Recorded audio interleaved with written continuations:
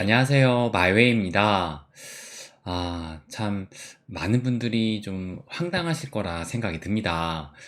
보시는 것처럼 이 암호화폐 시장이 좀 더 이렇게 하락을 키웠는데, 근데 좀 약간 특이하게도 이 비트코인 같은 경우가 마이너스 4%로 조금 더 하락을 했고, 오히려 이 이더나 XRP, 이 바이낸스 코인 같은 이런 메이저 코인들은 뭐 2%대, 뭐 XRP는 3%대니까 오히려 비트가 좀 더 지금 이 낙폭을 키우고 있는 상황이에요. 그러면 지금의 이 하락이 과연 무엇일까? 뭐 당연히 이 현물 비트코인 ETF가 연기 결정이 또 되었기 때문입니다. 그래서 이것이 하락의 주된 원인으로 볼 수밖에 없는 것이 이 시간차를 보면 좀 보이더라고요. 왜 그러냐면 보시는 것처럼 오늘 오전 4시쯤에 제일 먼저 이 위즈덤 트리 현물 비트코인 ETF가 이제 SEC로부터 최종 연기 결정이 됐는데 이때의 시간이 오전 4시 한 15분경이었어요. 그래서 이 차트를 보시게 되면 이때가 지금 4시 이제 한 15분경 그때이기 때문에 그 발표가 난 이후로 이렇게 하락을 했다가 그리고 나서 또 이걸 보시게 되면 그러다가 오전 5시 한 반 정도 돼서 이제 블랙록의 비트코인 현물 ETF가 마찬가지로 또 연기 결정이 됐습니다. 그러니까 또 차트를 보시는 것처럼 이 5시 반이 넘어서 이렇게 결국엔 또 흘러내리고 말았어요. 그래서 결국에 이걸 보시게 되면 SEC는 블랙록과 피델리티를 비롯한 모든 신청자에 대한 이 현물 비트코인 ETF에 대해 지연, 그러니까 연기를 결정을 했습니다. 그러니까 간밤에 연기를 한 건이 총 6건 모두를 연장을 한 거예요. 그럼 그 다음 이 승인 결정 시기는 언제냐? 요 표를 보시게 되면 이제 첫 번째 데드라인이 뭐 9월 1일, 9월 2일까지 이렇게 있었는데 이것을 지금 SEC가 간밤에 연장을 했고 그래서 다음 일정은 이 블랙록 같은 경우가 10월 17일 그리고 그거보다 좀 빠른 것이 이 비트와이즈의 하루 빠른 10월 16일로 예정이 되어 있습니다.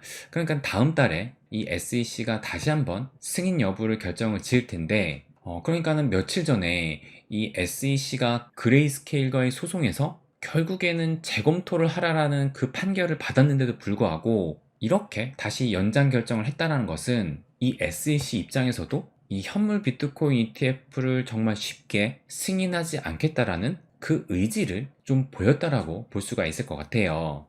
이런 것을 볼 때 이 SEC는 이 그레이스케일하고의 소송 전에서도 뭐 45일 안에 항소할 가능성도 좀 있지 않을까라는 또 생각도 듭니다.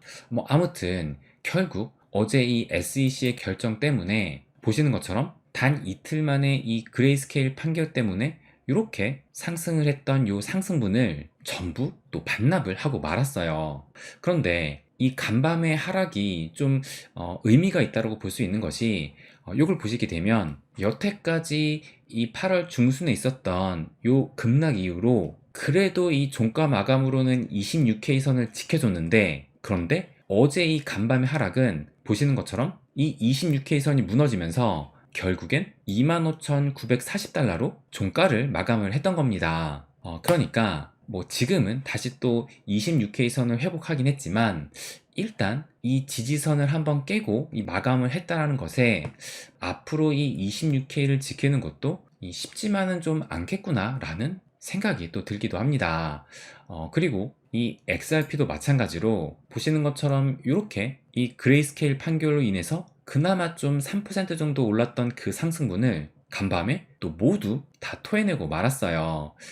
그래도 그나마 다행인 것은 아직까지도 이 상승 추세선은 여전히 좀 지켜주고 있는 모습을 보이고는 있습니다. 그런데 참 지금 뭐 딱 맞닿아 있기 때문에 뭐 불안불안한 모습을 보이는 것도 사실이긴 해요.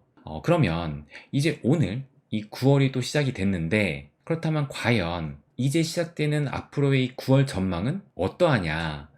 요것을 또 한번 살펴보겠습니다.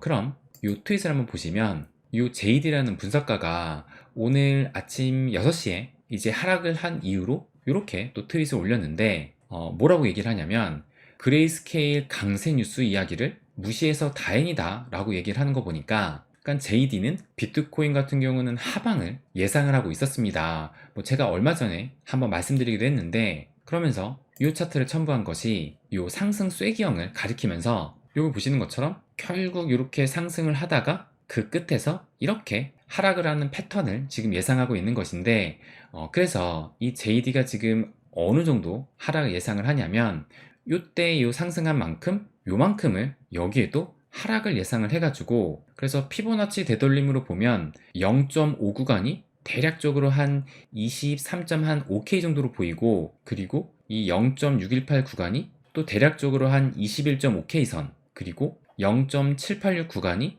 한 19K 선을 보이고 있어요. 그래서 이 JD는 이 오렌지 박스 구간마다 지금 매수를 기다리고 있다라고 이렇게 지금 트윗을 올린 것이고, 그럼 또 다른 분석가는 어떻게 전망을 하느냐, 또 이걸 보시게 되면 인컴샤크도 오늘 아침 7시에 또 이렇게 트윗을 올렸는데 뭐라고 얘기를 하냐면 아직 10월에 축적을 시작하기 위한 계획을 고수하고 있다라고 얘기를 하면서 요 박스, 그러니까는 요 차트에 박스를 보였는데 요 박스 구간이 내 매수 구간이 될 거야 라고 말을 하면서, 그런데 만약에 우리가 이 대각선 하락 트렌드를 돌파를 하게 되면 이 계획이 무효화되고 그때는 더 높은 가격에서 매수를 고려할 거다라고 이야기를 합니다. 하지만 지금은 인내심을 가지고 기다리는 것이 내 전략이다라고 얘기를 하고 있어요. 그러면서 이 차트를 첨부하는데, 그럼 이 차트를 한번 보시게 되면 지금 이 인컴샤크가 예상하고 있는 것은 간밤의 하락 때문에 이렇게 지금 그 상승분을 다 토해냈는데, 근데 지금 말하는 것이 이 하락 트렌드를 만약에 깨고 올라가게 된다면 더 높은 가격에 살 의향은 지금 가지고 있지만, 만약에 이거를 깨지 못하고 흘러내린다면 이 박스 구간에서 자신은 매수를 하겠다라고 얘기를 하고 있는 겁니다. 그러니까 지금 이 가격대가 대략적으로 한 22,000달러에서 한 24,000달러 그 사이를 지금 또 가리키고 있어요. 그렇다면 우리도 이 인컴샤크가 말한 이 하락 추세선을 깨는 움직임이 나오는지 요것을 또 체크할 필요가 있다라고 좀 보여집니다. 그래서 이 하락 추세선을 그어 보니까 요 선이 지금 그 하락 추세선인데, 지금 위치에서 이 하락 추세선을 돌파를 하려면 대략적으로 한 28K를 뚫고 올라가야 이 하락 추세를 좀 깼다라고 볼 수가 또 있을 것 같습니다. 그래서 아무튼 지금 뭐 분석가들의 대부분이 이 하방을 또 보고 있다는 겁니다. 그런데 또 그도 그럴 것이, 이것도 제가 며칠 전에 좀 보여드리긴 했지만 결국엔 이 8월 달에 비트코인의 상승률이 보시는 것처럼 마이너스 11%로 결국 마감을 했어요. 그래서 이 8월 달도 역사적으로 이 상승보다는 하락한 달이 더 많았던 달이라서 이 8월 달의 약세를 꽤 많이 또 점치기도 했는데, 그런데 문제는 바로 요 9월 달입니다. 왜냐면 역사적으로 9월 달에서는 상승한 해가 요 2015년, 16년 두 번밖에 없고 나머지는 다 하락을 했었고, 또 보시는 것처럼 뭐 짙은 초록색이 없을 정도로 이 9월만큼은 정말 확실한 약세달의 모습을 보여줬던 것이 또 역사이기도 합니다. 그런데 또 9월이 지나면 10월 달에는 그래도 꽤 큰 반등이 나오면서 그 상승률이 또 컸다라는 것을 알 수가 있어요. 그렇다면 이 9월은 뭐 비록 하락을 해서 우리들의 뭐 평가 자산이 좀 떨어질 수 있지만, 반대로 생각을 하면 상당히 괜찮은 이 매수 자리가 될 수 있다라고 생각을 또 할 수도 있을 겁니다. 그래서 저는 이걸 보다가 얼마 전에 이 플랜비가 올린 이 트윗이 또 생각이 나더라고요. 그래서 이 플랜비가 보시는 것처럼 7월 3일, 그러니까 약 2달 전에 뭐라고 트윗을 올렸었냐면, 반감기 6개월 전 비트코인을 구매하고 반감기 18개월 후에 매도하는 것은 요 바이 앤 홀드 전략으로 역사적으로 효과가 좋았다라고 얘기를 했어요. 그러면서 다음 반감기는 2024년 4월에 있으니까 과연 이번에도 이 전략이 통할까라고 이렇게 또 트윗을 올렸었는데, 그렇다면 2024년 4월 이 반감기 6개월 전이 언제냐 본다면 이제 한 요 10월로 볼 수가 있는 겁니다. 그러니까 이제 9월이니까 뭐 9월이나 10월이나 얼추 비슷한 달에 속해 있다라고 볼 수 있는 거예요. 그래서 역사적으로 본다라면 10월에는 강세 흐름이 강했기 때문에 어떻게 보면 이번 9월 달은 이 수량을 늘리기에는 괜찮은 달이라고 생각이 또 들기도 합니다. 그래서 제가 어제 영상에서 이렇게 호재에도 지금 오르지 못하고 있는 이유를 지금 우리는 바닥을 지나고 있다라고 말씀을 드렸는데, 근데 그것이 가격적인 바닥이 아니라 이 심리적인 바닥이라고 말씀을 드렸어요. 그래서 저는 뭐 이번 달에 좀 약세로 흘러서 가격이 좀 더 빠진다 하더라도 뭐 작년 11월, 12월의 그 최저점까지 하락하기는 좀 힘들다고 생각을 합니다. 그래서 가격적인 바닥이 아니라 심리적인 바닥을 현재 지나고 있다라고 말씀을 드렸던 건데, 그래서 제가 어제 이 플랜B의 반감기 6개월 전 비트코인 매수와 18개월 후 매도 전략이 효과적이었다라는 이런 발언을 다시 한번 좀 상기시켜 드리면서 뭐라고 말씀을 드렸냐면, 어쨌든 내년 4월이 반감기가 예상이 되기 때문에 이번 심리적인 바닥 구간이 뭐 한두 달 정도 이어질 수도 있겠지만, 어쨌든 이 반감기를 코앞에 남겨둔 이상 상승장을 앞둔 마지막 약세장으로 볼 수도 있다라고 또 말씀을 드렸어요.